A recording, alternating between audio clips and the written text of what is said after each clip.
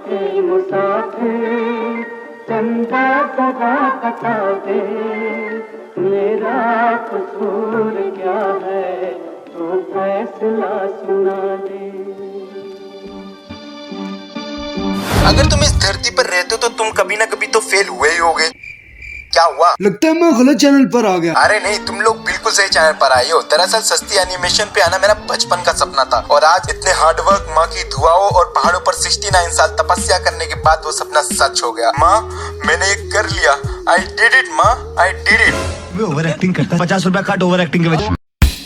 तो अगर तुम इस धरती पे रहते हो तो तुम अपनी लाइफ में कभी ना कभी तो फेल हुए ही होगे, अंटिल तुम वो टॉपर नहीं हो जो क्लास में टीचर के सामने दुम हिलाता रहता है। अच्छा, रणविजय की तरफ। I am a failure. बचपन से लेकर आज तक मैं फेल होता आया हूँ। तो आज की ये स्टोरी मेरी 9th क्लास की है, करेक्शन फर्स्ट 9th की है। क्या मतलब? मतलब ये कि मैं 9th में 2 बार फेल हुआ हूँ। हट चमड़ी कहीं का। तो मैं हो चुका था 8th क्लास से वेला और पूरा दिन नेटफ्लिक्स देखता था। अब उन्हें पकड़ के मेरा एडमिशन करा दिया एक चेन स्कूल में। अब ये चेन स्कूल क्या होता है? वो स्कूल जो काफी फेमस हो और मुल्क भर के ऑलमोस्ट हर सिटी में ही उसकी 1-2 ब्रांचेस हो। सुनने में महंगा, वीआईपी और डिसेंट लग रहा है ना? ऐसा ही था। तो उस स्कूल को हम लोग नेम दे देते हैं सस्ता स्कूल सिस्टम का। ये स्कूल मेरे घर से ऑलमोस्ट 5 किलोमीटर की दूरी पे था। पहले दिन मैं एक वैन में गया था और पूरा साल मुझे उसी कबाड़ खाने में जाना पड़ा था। मुझे मिले वहाँ पर 3 टाइप्स के बच्चे और इन तीनों से मैं पहली बार ही मिल रहा था। नंबर 1, वो जो अम्मी को माँ और अब्बू को डैडी कहते थे, जी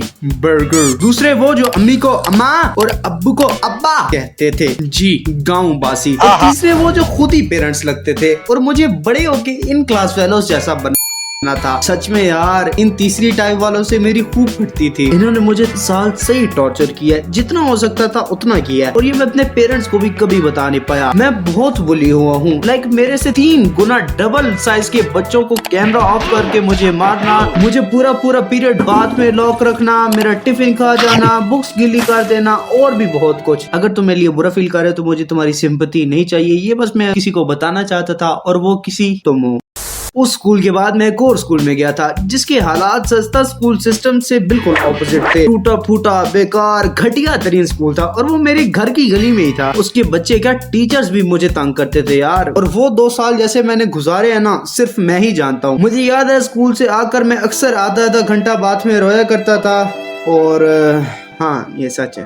फिर सस्ता स्कूल सिस्टम में मेरे भी कूल दोस्त बने और मैं उन्हें तंग करने लगा जो मुझे तंग करते थे। अबे अब रियल टॉपिक पे आ जा। आधी वीडियो गुजर गई लेकिन तू अभी तक ऑफ टॉपिक है। मैं वीडियो छोड़ के जा रहा हूँ। अच्छा, सॉरी। तो मुझे चाइल्डहुड से लेकर अब तक कंप्यूटर में बहुत ज्यादा इंटरेस्ट है। पता नहीं इस बार पास भी हो पाऊंगा या नहीं। हम करते हैं प्रबंध। 9th क्लास में तुम्हें सेलेक्ट करना होता है बायोलॉजी या फिर कंप्यूटर साइंस। हमरे अबू का चूंकि शुरू से ही बायो के साथ एक अलग ही लेवल का इश्क था तो उन्होंने बोला बायो रखो। मैं बोला कंप्यूटर, वो बोले बायो। मैंने 2-3 दिन बायो रखी, फिर मैंने बहुत सारी रिक्वेस्ट की और वो मान गए। वो सच में मान गए। मैं खुश था लेकिन अबू को पता चलता है कि उनकी दोस्त की बेटी बायो पढ़ रही है। अब वो लड़की मुझे नहीं जानती थी, ना ही मैं उसे जानता था, लेकिन हमारे फादर्स हमारे अनऑफिशियल कॉम्पिटिशंस कराते रहते थे। फिर मैंने 2 हफ्ते बायो रखी और अबू के मिन्नतें तरले करके फिर से कंप्यूटर साइंस रख ली। 3 दिन बाद अम्मी की किसी दोस्त की कॉल आती है जो कि बायो पढ़ रही थी। आया बाजी, बेयो के बड़े फायदे हैं, तुझे बता दे रही हूँ कि को भी बेयो को रहो सरकारी नौकर लग जाएगा। हाँ, जिंदगी बदल जाएगी तुम्हारी, उम्र भर मुझे दुआएं देते रहोगी। हाँ नहीं तो फिर मुझे अम्मी की वजह से बायो रखनी पड़ी। और स्कूल में मेरा अलग ही था यार, क्योंकि मेरे पास दोनों की बुक्स थी। तो जब बायो का टेस्ट होता था मैं कंप्यूटर की क्लास अटेंड कर लेता था और जब कंप्यूटर का टेस्ट होता था और बायो की क्लास अटेंड कर लेता था।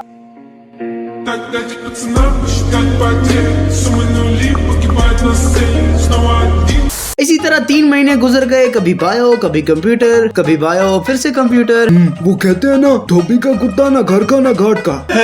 अभी स्कूल वालों ने भेजने थे हमारे एडमिशन और स्टाफ रूम में मुझे कोऑर्डिनेटर मैम ने बुलाकर बोला कि कल हमने एडमिशन कंफर्म करने हैं, तो घर से पक्का करके आना कि बायो रखनी है या कंप्यूटर, बाद में कोई तमाशा नहीं होगा। मैं घर आया लेकिन मुझे घर में अबू नहीं मिलते। मुझे पता चलता है कि अबू सस्ते सिटी गए हैं। हाँ, अगर तुम्हें नहीं पता तो ये वीडियो देख लो, तुम्हें पता चल जाएगा। मुझे साथ में ये भी पता चलता है कि वो रात में नहीं आने वाले, तो मैं उन्हें कॉल करता हूँ, ऑफ कोर्स अपने चाचू के मोबाइल से, क्योंकि मुझे मैट्रिक के बाद मोबाइल मिला है। जो लोग ये वीडियो देख रहा है ना, प्लीज मत देख, अगर देख रहे हो ना तो प्लीज इसको लाइक और फॉलो करके आगे बढ़ा दीजिए। तो 9th के स्टार्ट में मैंने पढ़ा, खूब पढ़ा, दिल लगा के पढ़ा, लेकिन जब मुझे पता चला कि बायो परमानेंट हो गई है तब मैंने पढ़ाई छोड़ दी। नहीं सच में नहीं, लेकिन वैसे पढ़ना छोड़ दिया, क्योंकि मेरे माइंड में था कि जब एक सब्जेक्ट में फेल होना है तो सारों में फेल हो जाऊं तो क्या ही फर्क पड़ता है। और ऐसे मैंने अपना पूरा साल जाया कर दिया। फाइनल पेपर्स में वाइकिंग के 3 सीजन देखे और घर ये बोला कि स्कूल से काम आया है ऑनलाइन।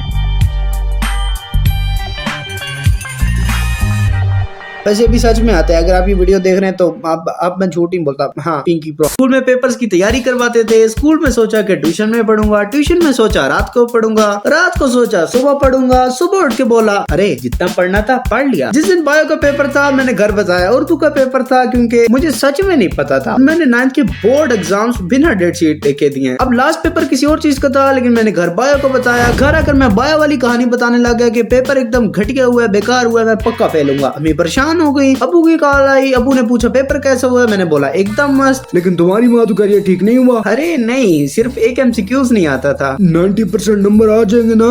अब इस पॉइंट पर अब्बू को भी पता था कि ऐसा नहीं होने वाला और मुझे भी पता था, लेकिन मैंने बोल दिया 90 क्या 99% आ जाएंगे। कॉन्फिडेंस। तो पाकिस्तान में 9th का रिजल्ट पेपर्स के 6 महीने के बाद आता है और 6 महीने तक मुझे ये लोग आराम तो नहीं करने दे सकते थे, तो उन्होंने मुझे डाल दिया एक जेल में। हाँ, वही घटिया स्कूल जिसके बारे में स्टार्ट में बताया था। वहाँ पर टेस्ट में क्लास 10th के लिए देने गया था, लेकिन जब मैं घर आता हूँ तो गेस व्हाट, अब मुझे क्या कहते हैं दोबारा 9th कर लो, और अभी रिजल्ट नहीं आया। जो रिजल्ट आना मुझे पता है, दोबारा कर लो, फायदे में रह जाओगे। 6 मंथ्स के बाद रिजल्ट आता है और मैं बायो, फिजिक्स, कंप्यूटर और मैथ में आला नंबरों से फेल हो जाता हूँ। मैं 1% भी शौक नहीं था, क्योंकि मुझे पता था ऐसे ही होने वाला है। क्योंकि जब तुम लड़की और रिजल्ट से कुछ ज्यादा ही एक्सपेक्ट करते हो तो तुम्हारा दिल टूटता ही टूटता है।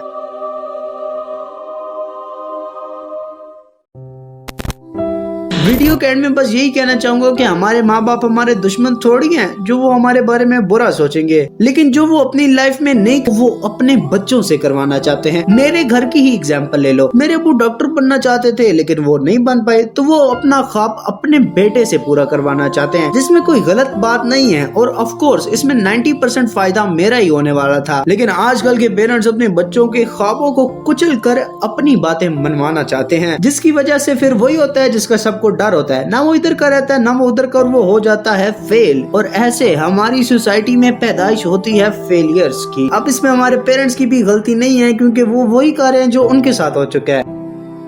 Moral of the story, parents हमारे बारे में भला सोचते हैं, इसमें कुछ शक नहीं है, लेकिन आज के पेरेंट्स अपने बच्चों के लिए खुद ड्रीम सेट करते हैं उनकी मर्जी के बगैर। तो अगर तुम ये लूप तोड़ना चाहते हो तो तुम्हें कुछ बड़ा करना होगा, बहुत बड़ा, इतना बड़ा कि तुम्हारे पेरेंट्स तुम्हारी बात मानने को मजबूर हो जाए।